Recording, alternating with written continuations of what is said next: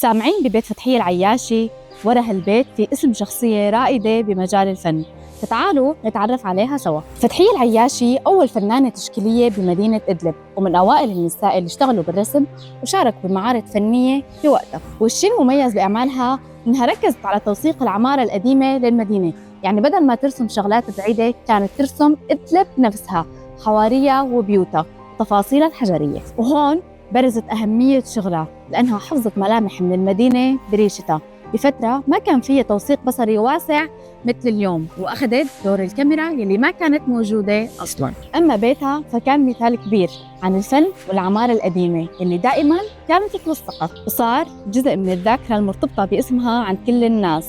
بيت بيحمل اسم امرأة شاركت بالفن بزمن ما كان في حضور كبير للنساء بهذا المجال.